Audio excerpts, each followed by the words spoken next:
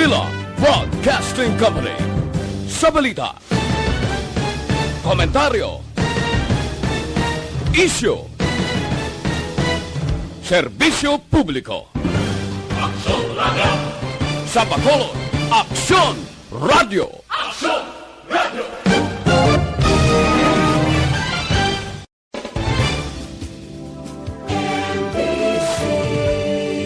Manila Broadcasting Company. Sa balita, komentaryo, isyu, serbisyo publiko. Aksyon Radio! Aksyon! Balita Evening Edition. Magadulong sa inyo sang mga nagapanguna ng balita lokal, national, international, sports, kag entertainment. Aksyon! Balita Evening Edition. Kagkaroon ang inyo news team. Una sa balita, una sa aksyon.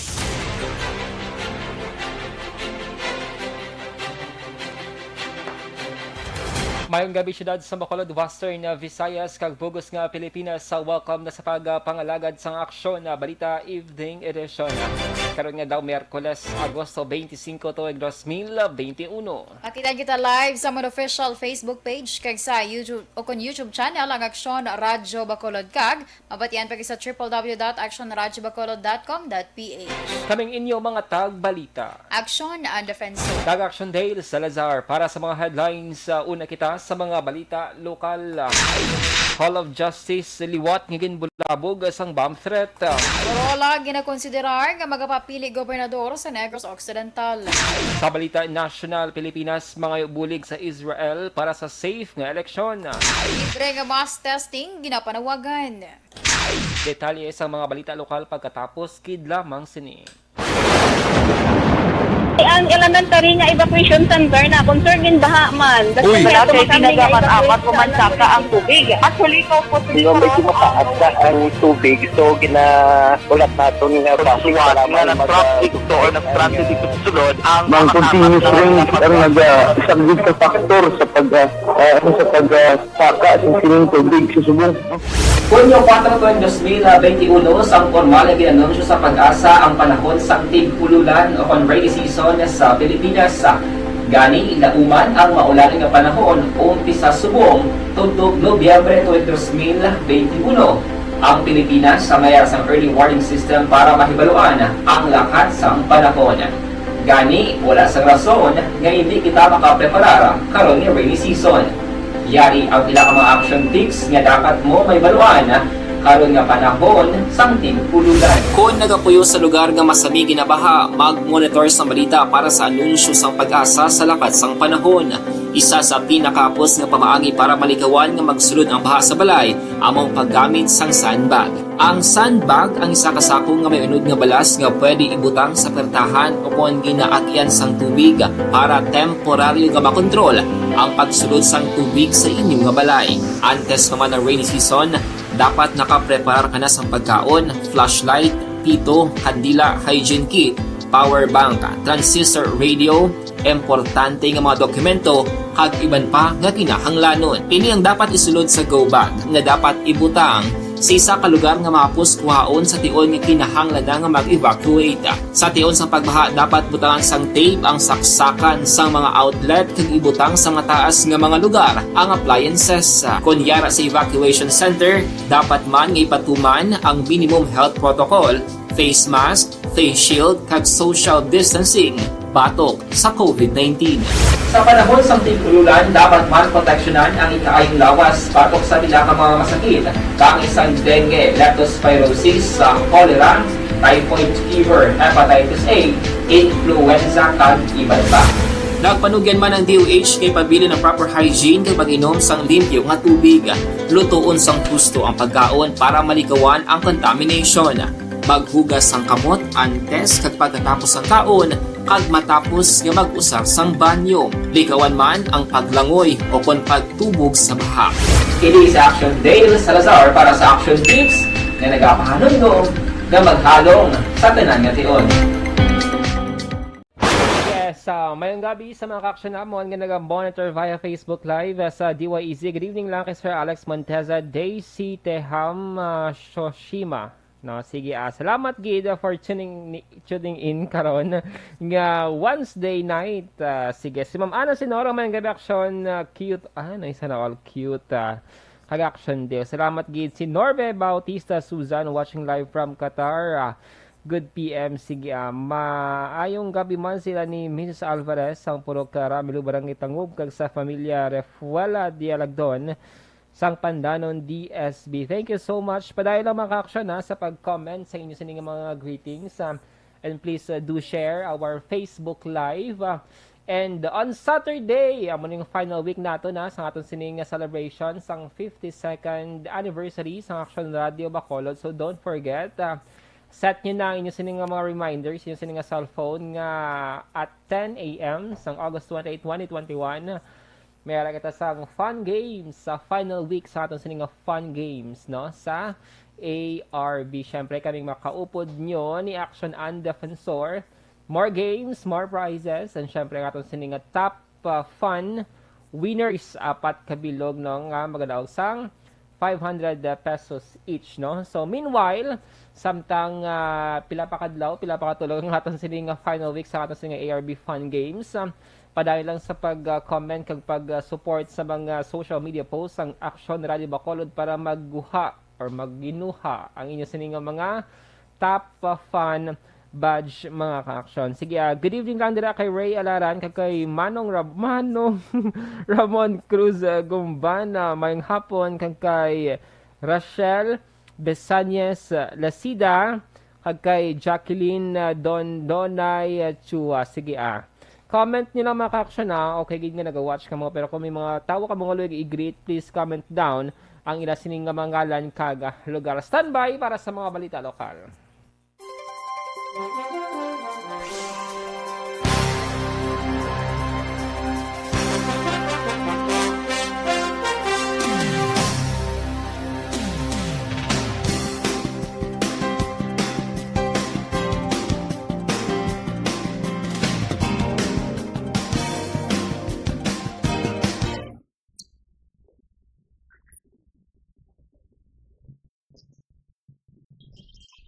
Action Radio Philippines Standard Time na size 7 kagkaroon sa detalye na sang mga balita lokal. Liwat tingin bulabog sa report nga may bombang Hall of Justice las 8 kinas ang agang Miyerkules. Sunod kay Police Station 2 Commander Police Captain Paul Vincent Pendon, may nagtawag sa telepono sang Public Attorney's Office sa Kunpao kag nagpandam nga las 9 sang aga may malupok nga bomba sa bisinidad sang Hall of Justice. Ginrespondihan naman ang lugar sang Explosive Ordnance Disposal kon EOD K9 sang Negros Occidental Police Provincial Office kon Nako Bomb Squad sang NBI, Philippine Army kag Philippine Coast Guard apang wala sang may nakitaan nga bomba. Las 11:40 kinas nga aga sang gindeklarar nga hilway ang lugar kag matawat naman nga nakabalik ang mga empleyado kag mayara sang transaksyon.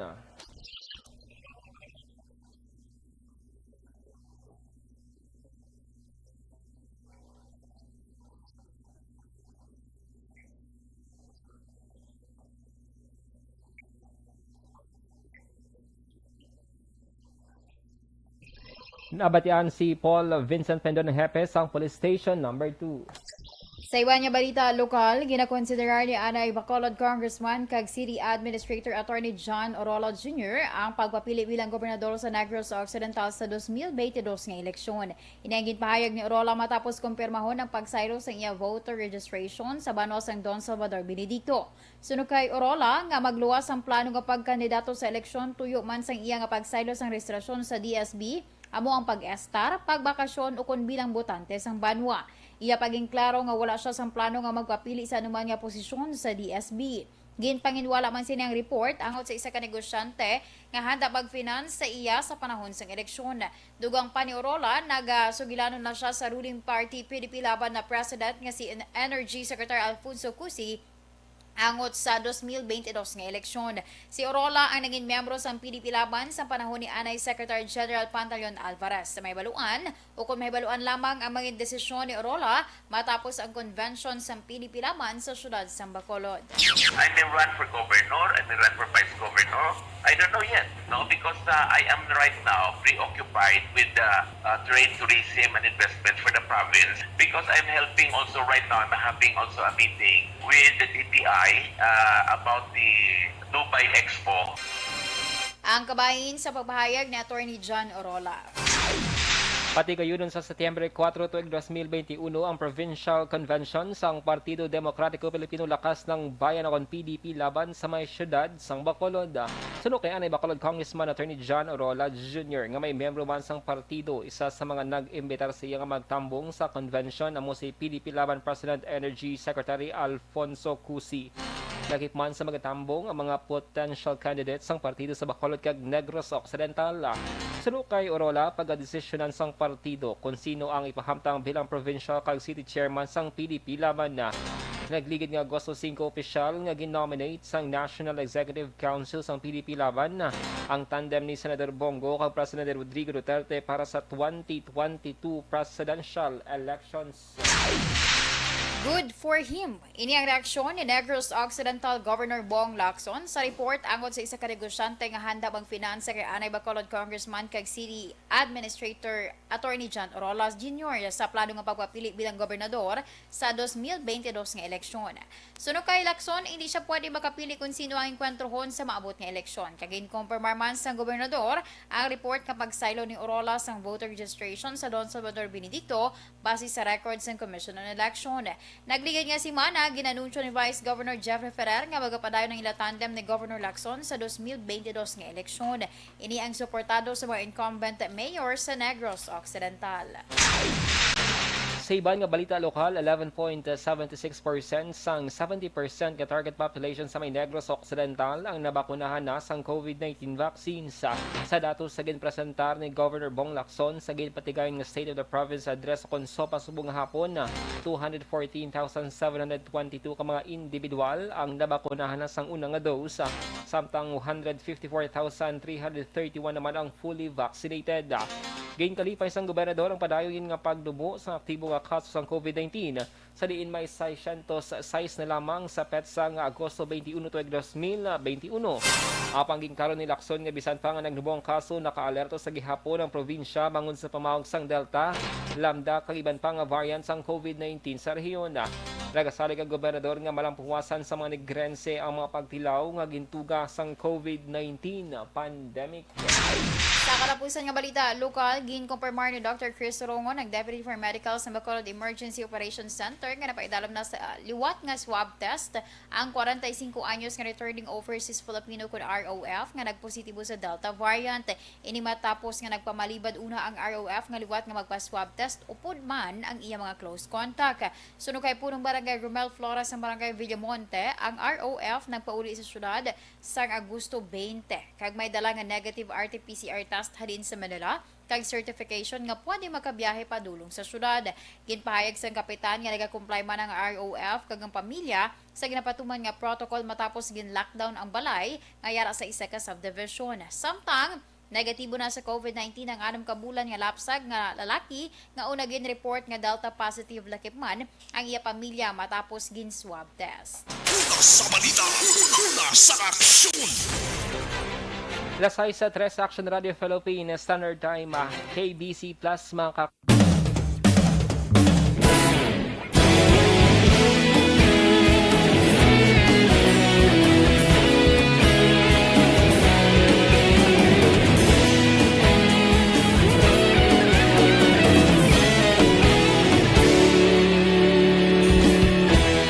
Agapasumbanwa, mapugnaw nga hangin nagadapyan na.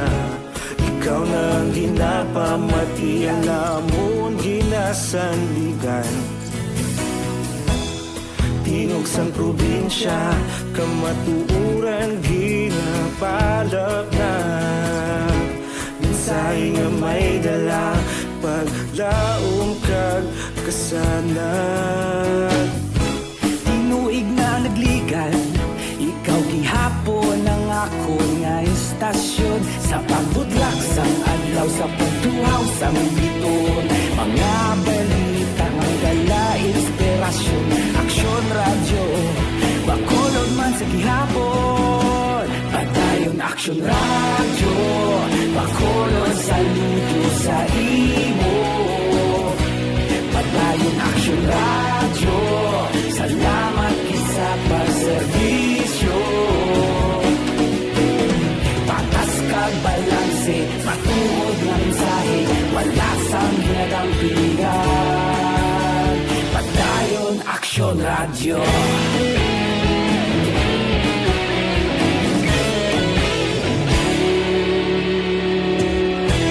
Bakulon nun kag negrosanon, inyong pamatian. Stasyon nga nagapalaplag sang kamaturan. Mabakod nga prinsipyo, reporter handa sa serbisyo. Kahapon, karon kag sa gihapon, kita magapadayon. Tinuig na nagligan, ikaw gihapon ang ako nga istasyon sa pagbutlak sang adlaw sa pagtuhaw sang biton. Mga balita na may dala inspirasyon, aksyon radyo, bakolon man sa gihapon. Padayon aksyon radyo, bakolon saludo sa imo. Padayon aksyon radyo, salamat sa pagserbisyo. Patas kag balanse, matuod na mensahe, wala sang ginadampigan. Padayon aksyon radyo. Una sa balita, una sa aksyon, sa Bacolod Aksyon Radio. Una sa balita, una sa aksyon, sa Bacolod Aksyon Radio. Kita ulog na ngay, sansan ang mga kalintangan. Responsable na pagbalita, pagkain na ipalagnan. Malasig pero sigurado, aksyon na may dala at palanggan.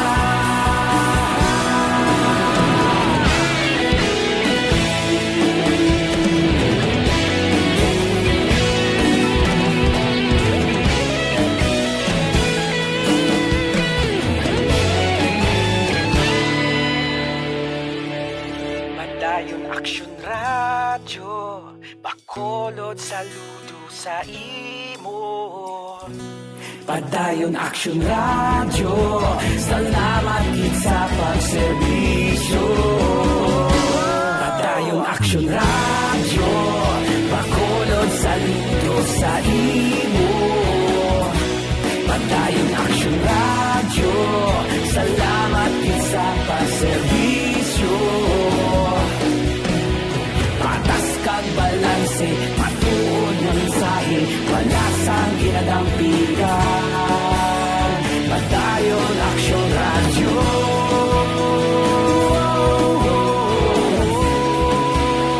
Padayon aksyon radyo.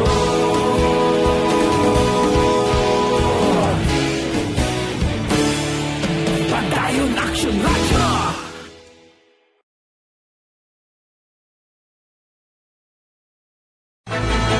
Don't not just throw away questions and statements. Kasma ng aton siling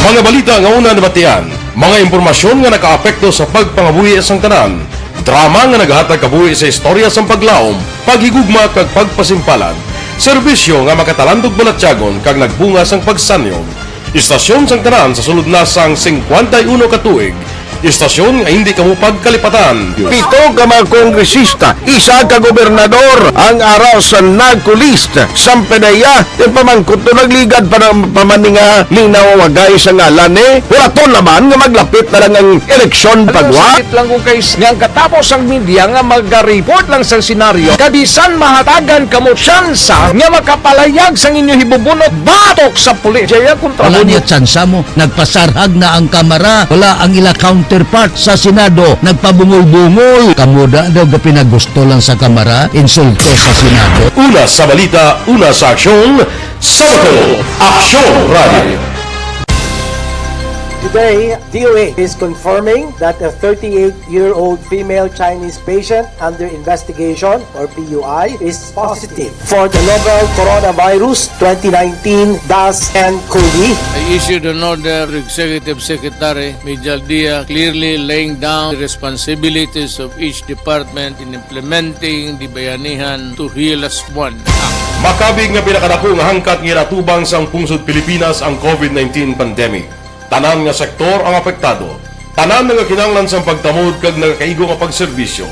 Bisan pa ang industriya sang pagwaragwag nagapangatubang sang kaangay nga pagpanghangkat. Apang Aksyon Radio Bacolod wala nagbiya sa pagpangalagad sa kahanginan sa pihak sang kabudlayan, peligro kag risgo nga dulot sang pandemya.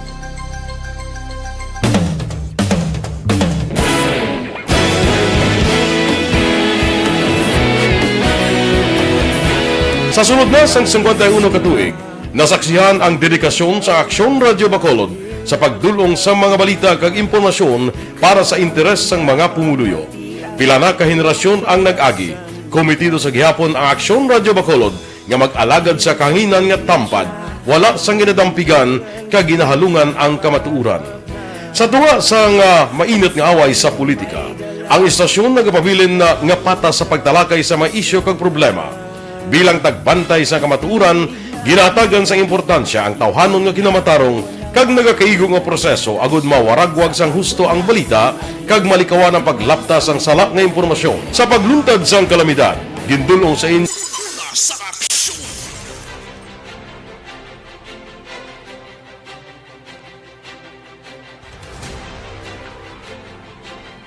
Lasay sa 21 Action Radio Philippine Standard Time TTX 500 capsule mga ka-aksyon na mas may kabilang malipato na budlayan magpaminsar ka.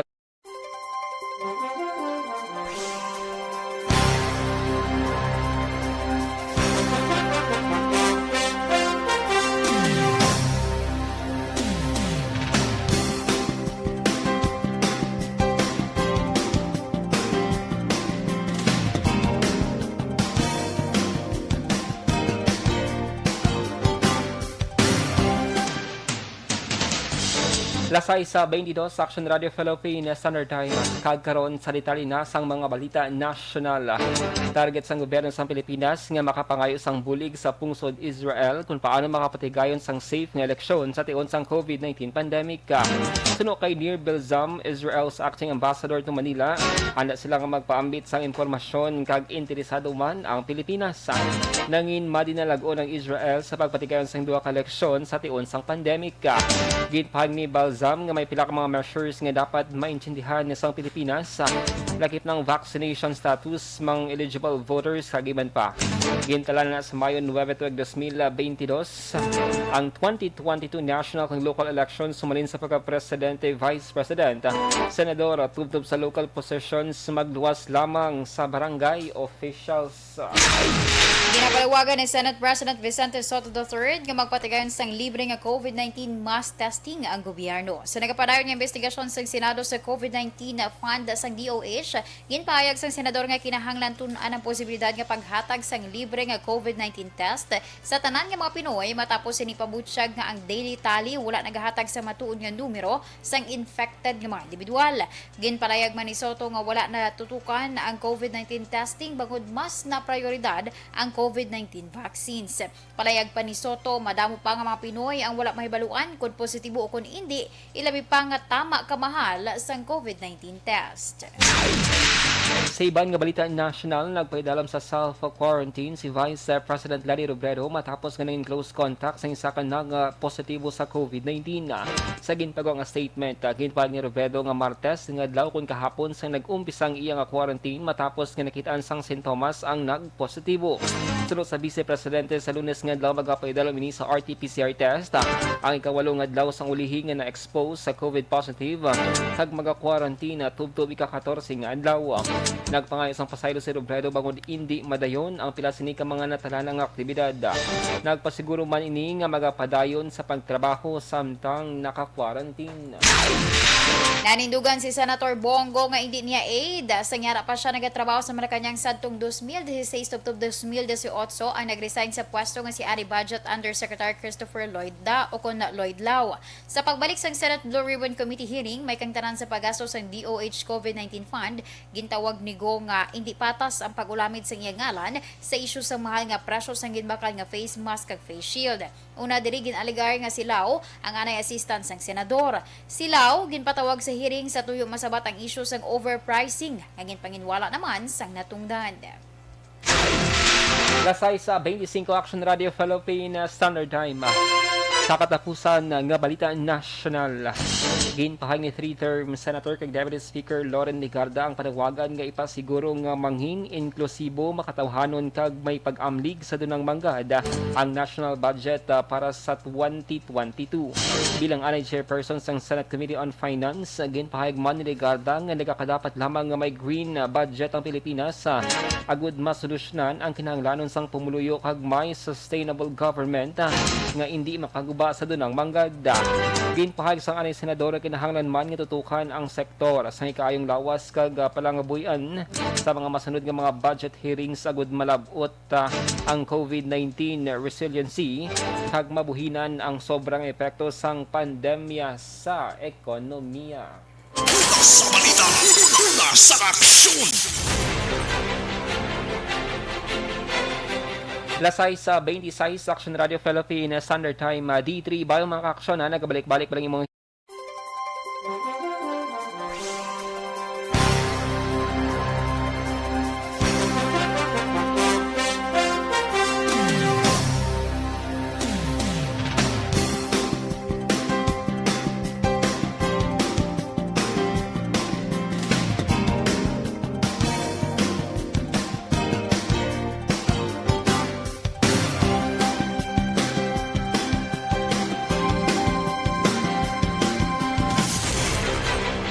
Lasay sa 27 Action Radio Philippine Standard Time. Inyo nabatian ang kabugusan ng mga balita sa Aksyon Balita Evening Edition. Karon nga daw Merkules, Agosto 25, 2021. Saliwat kaming inyo mga tag-balita. Aksyon and Defensor. Tag-Action Day, Salazar. Una sa balita, una sa Aksyon. Sa Bacolod Aksyon Radio. Aksyon Radio. Manila Broadcasting Company. Sa balita, komentaryo, issue, serbisyo publiko. Aksyon Radio. Sa Bacolod, Aksyon Radio. Aksyon!